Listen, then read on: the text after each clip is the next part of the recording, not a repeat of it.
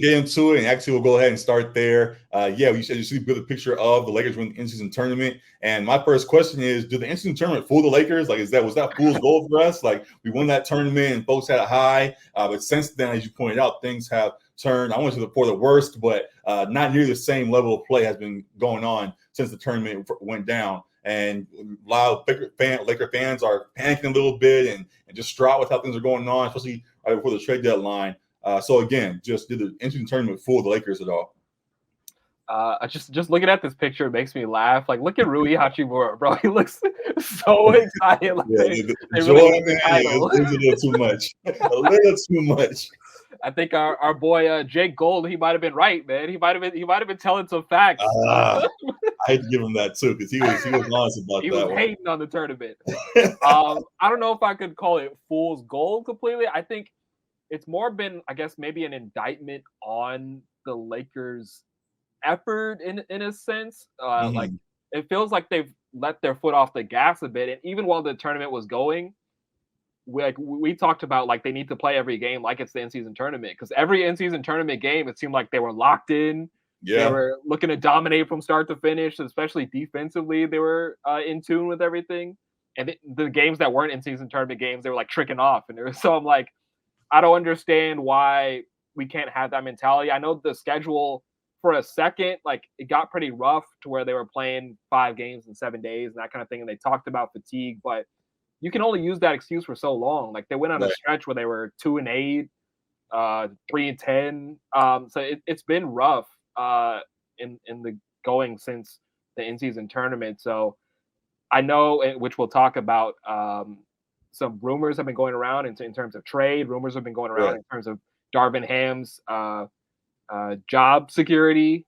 But yeah, I don't know exactly what the main issue is here, because we've seen them be able to turn it on, but we've seen them post-tournament tricking games off. So, to my point about this question, I think where the fool's gold comes in is that, well, once games get serious and it's time to really play, we can turn the switch on and we'll be fine as long as we get there. So now during the regular season, during this middle part, the dog days of the season, guys are not playing to their best abilities because they believe that once we get to playoff time, that we'll just flip a switch and get right back to normal. So it really could fool us in that way.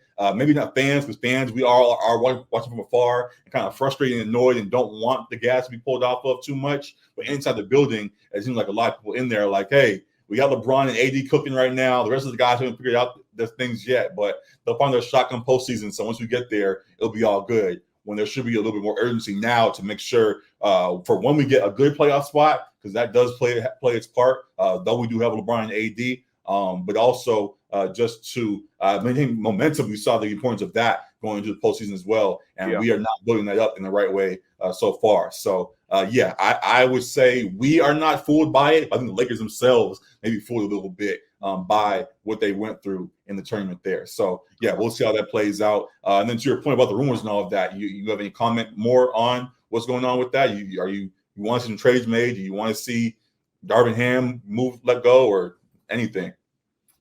D'Angelo Russell, count your days, my man. No. No.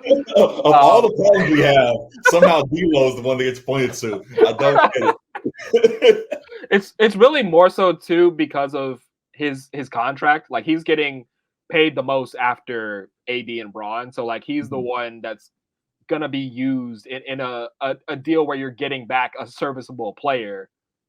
Like, his contract is going to have to go. Obviously, he had those deficiencies like in the Western Conference Finals when it came in a bad matchup against the Nuggets. But yeah, go for it.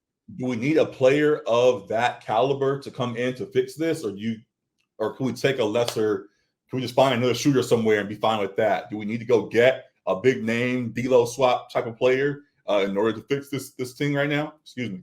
It's a good question. I think the guys that really intrigue me that have been mentioned in rumors are guys like DeJounte Murray in terms of a perimeter guard defender who's got a little bit of size. I believe he's like 6'4". But we've been missing, as funny as it is to say, like, we've been missing Dennis Schroeder, who's a smaller guard, but he was great at our point of attack defense on the perimeter. And we're missing that. Gabe Vincent was supposed to be that, but he's kind of been Kendrick Nunn 2.0 and hasn't really played many games for us. But Man, they got their ways somehow. I know. But I think a guy like DeJounte Murray, who can provide us perimeter defense and can create his own shot and can create for others as well, I think would be Mhm. great. If you're talking about, like you said, a more of a role player, if we're able to get a Caruso, I know it will be hard for the Bulls to let him go, and they know that the Lakers value him highly, so they might Mhm. drive the price up. But a guy like Caruso, who fits seamlessly next to Bron and AD in terms of his perimeter defense and his defense as a whole, Correct. and being able to make the right play at the right time. Guys like that, I think, could fit in better and help this team get better on the fringes of the roster. Mhm. So like I agree. Like to your question, like you maybe don't need to go after the big fish, like a Zach Levine from the Bulls as well.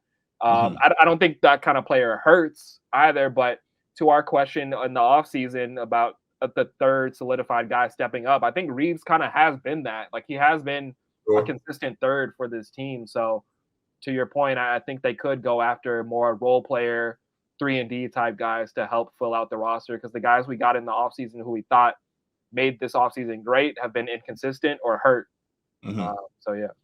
Yeah, I definitely hear that. I think what's also interesting to the original question, just about someone of I guess D'Lo's level or above. D'Lo himself had a comment recently on a podcast, I believe it was, talking about how he feel like his role is kind of being minimized right now. Like he wants to be more of a ball handler and facilitator, and he's more of a catch and shoot guy himself at the moment, and he's not happy fully with that role being what it is. So somebody else comes in, they allow that player to do that instead of D'Lo for whatever reason. I know D'Lo has been inefficient at times when he has had that grander role, which may be why he isn't getting it unless he wants. But if somebody else can come in and execute that, then great. But I'm not exactly pointing to him as the top of the list of guys that need to be moved on from. Also, again, just to your other point you ended with, all the other guys that have come in that we thought would elevate their play have showed that they are kind of where they have always been. Like Torian Prince is who we thought he Yeah. was. He's very Cam hot and Reddish cold. had a Yeah. moment. Yeah, Cam Reddish, we had a moment, salute, but has fallen kind of back to what we thought he was, and guys of that nature haven't quite elevated like we would have hoped. So yeah, it's definitely a carry job right now for LeBron and AD, and we'll see what they can do for the trade deadline to alter that in any way, shape, or form. So Yeah. that was all player wise. Did you say anything about Darvin Ham as well, about wanting to see him moved on or anything like that? I didn't speak on him yet. I think for me, it's like a little bit overblown to try to go after him and like scapegoat him as the reason why the Mm-hmm. Lakers like are going on this. I like he's part of it. Obviously, he's the head coach, and at times, I think there's been a lack of clarity in terms of what guys' roles are in terms of Mm-hmm. the role players. So I understand maybe frustrations from guys, even like a D'Angelo Russell, who's had his role diminished for various reasons, Right. whether they're legitimate or not. I think I could understand frustrations from some of those role players.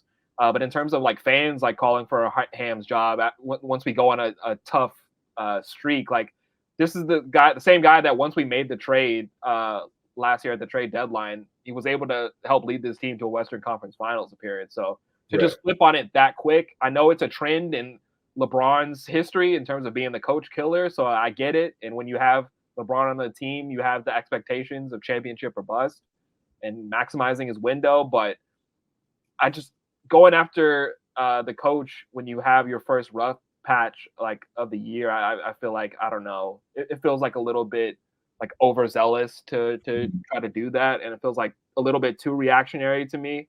Um, Yeah. But ultimately, it comes down to if Braun and AD don't want him in there anymore, then he's gonna be gone. So Correct. yeah. So yeah, we'll see how that plays out. I'm fine with Darvin Ham being here still. Funny thing on Lakers TikTok right now is there's all these little memes of guys. The game's going on and there's a Got his big play that hands in his goes down, pocket. LeBron's yelling on the side and something like that, and Darvin Ham's just sitting there with his hands in his pockets, like, whatever. Yeah. And I somewhat get that, and there are folks that may feel like he's a little too passive at times, but he allows guys to play and find their rhythm a little bit. And like we said, at this point in the season where we want to get guys in rhythm and start building momentum for the postseason, I'm fine with him operating as he does, and I'm excited to see how things adjust as things go along. So interesting things with all of that. Excited to see how things continue to go. We'll be back next week, surely, and we'll continue to talk about it. But just for right now, just excited for all that's on the way. Last thing with the Lakers on the game right now in the season that's going on right now. By the time we're here next week, they'll play the Suns tomorrow. They'll play the Jazz on Saturday. They'll play the Thunder next Monday, and we might be here on Wednesday when they play the Mavericks. How you viewing the next 4 games we have on the schedule? First off, that last game against the Raptors head coach was hot after the game, Yes. man. And understandably so. Some of those calls and the discrepancy in free throws was kind of nuts, like in the fourth quarter. But Lakers, we squeaked by with the W there. We'll take it. Usually on the other end. So this time, you know what? He was yelling, man, about officiating. We're all just like, you know what? It's tough. That's tough.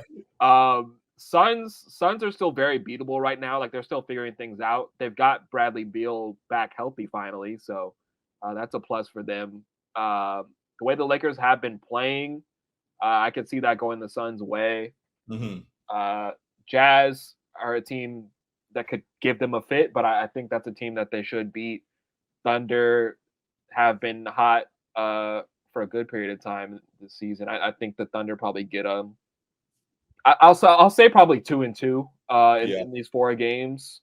I think they can beat the Mavericks, but they're all 50-50. I mean, it's more on how the Lakers play, because they're all winnable games, but these are teams that are formidable opponents. So it's up to the others, as the TNT crew likes to call them, to step up as well. Because another note, AD has been phenomenal pretty much all season. Like, we bag on him at times in past, but he's been probably the most consistent player for the Lakers all season. So.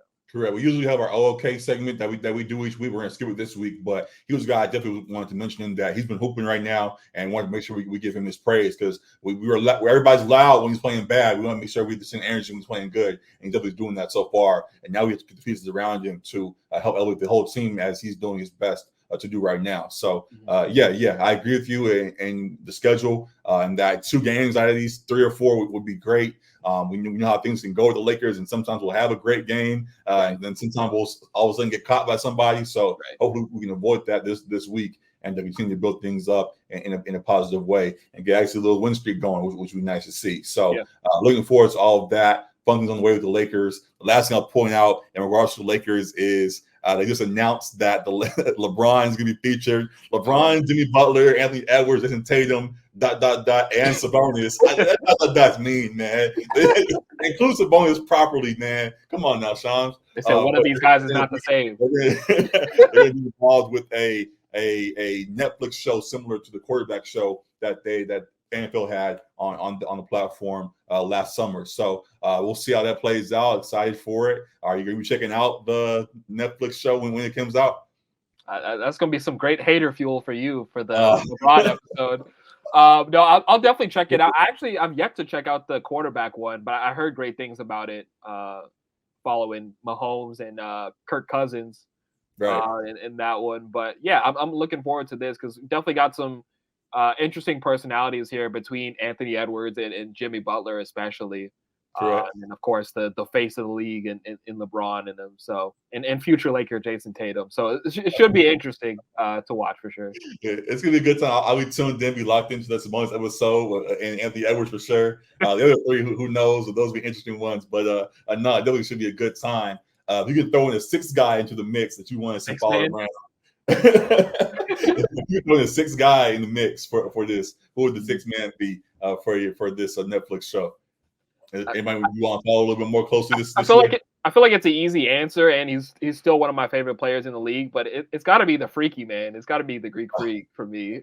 I'm sure he's down for that exact reason. He like behind the scenes footage going on of what he has this year. So I definitely hear that. That would be funny. And we'll see who they add in next year for it. Something we haven't mentioned on the NFL side, that Matt Stafford is going to be in the next season of the NFL one. So we'll see how that plays out. I'm sure we'll cover it as it goes along. But that now is it in regard to Lakers talk.